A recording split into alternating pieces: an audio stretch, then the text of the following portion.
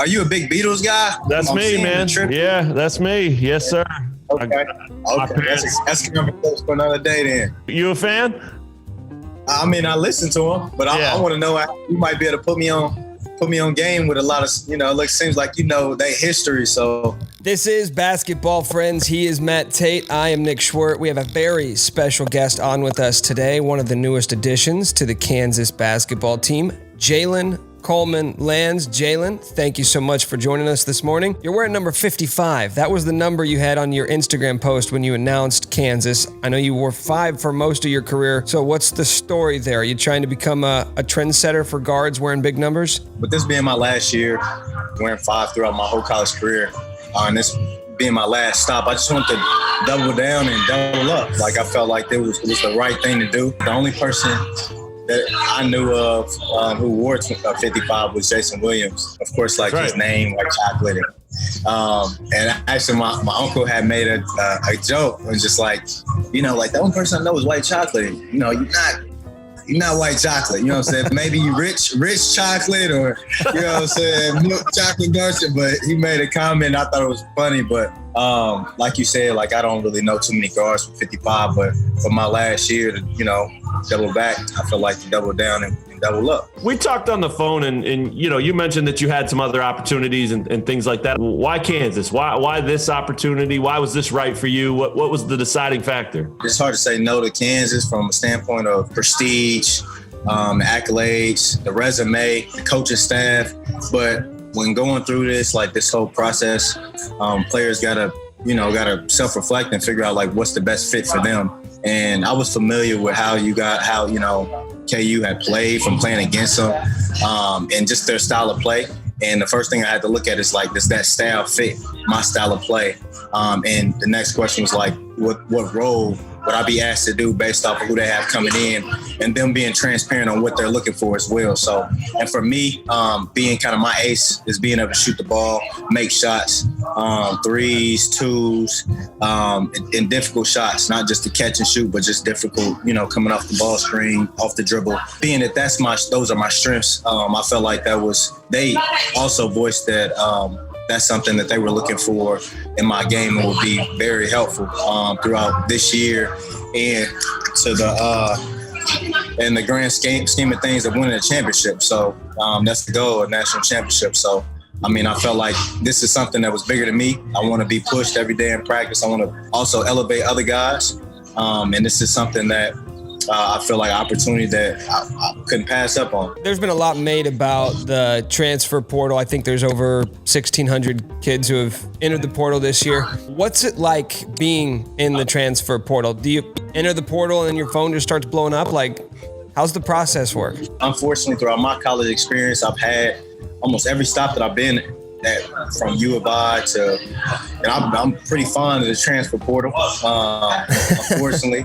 But due to my coaches getting fired, and I have good rapport with every single last one of my coaches. But when my coach got fired, you're in a position as a student athlete to essentially kind of be in a transfer portal regardless. It's like you at a school and you have to wait for the school to pick your coach. So for me, with my reasoning with going in the transfer portal was more so, me having that control on choosing where I want to go and who I wanted to spend that year. It is a lot of phone calls, but it was from other people as well. If you don't have as much film, it can get worrisome. You know what I'm saying? It can get, a lot of people don't know if they got enough film or if they were able to show themselves enough to, kind of be scouted.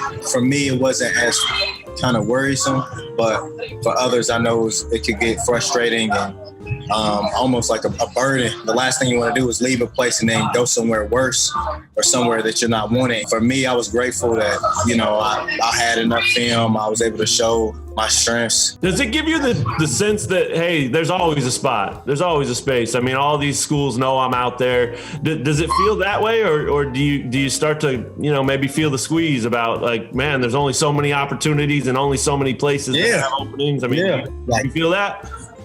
Yeah, for sure. Some student athletes have schools in mind, but you're in a different predicament, when you go in the portal. It's like, who wants you? It's not necessarily who you want. And then you got to select from the schools that want you. So it's a lot different. You've sort of had a winding road that's got you to here. You grew up in Louisville, then you played your high school ball in Indy, played for Illinois, DePaul, Iowa State. Now you're coming to Kansas. How would you sort of describe the journey that's led you to KU? Man, I feel like if I had an opportunity to write a book, it'd be a bestseller. For sure. Call me up. I'll do it. Let's do it. Yeah. Man, it's just been, a roller coaster ride, but all for the greater. I feel like I've grown a lot as a person, as a man throughout these experiences. And like I said, I have good relationships with all of the coaches that I played for, but it's just kind of intertwined with relationships and business. When if they got to go, you're in a position of like, okay, what are you going to do? And for me, I never wanted to have my hand forced. And playing well my freshman, sophomore year at U of I, that was difficult for me to leave. But decisions like that you have to make when you're talking about playing at a collegiate level that has to do with relationships and business. But it was a great experience. Like I said, I don't regret any schools I've gone to. It's made me a better player, a better person, better man. You're one of the oldest dudes in the college game right now, right? Everybody knows that. And KU fans have been loving that one. But when you think back to freshman year, when you were just getting started in college and the player you were then versus the player you are now, take us through that evolution. How have you changed? How have you improved? Where have you improved? One thing that has been absolute throughout my career is like my ace. I've always known shooting is my strength. So I've never veered away from that. My ace has stayed my ace. The conferences changed with Big Ten and going to the, Big East and then the Big 12 that also played an influence on style of play, like the freedom that you can play in different conferences and just the mentality is different. Like it's more so the style of play, more so the mentality, but the style of play is a lot different. So I feel like throughout my evolution, my IQ has increased and being healthy. And that's something I'm grateful for.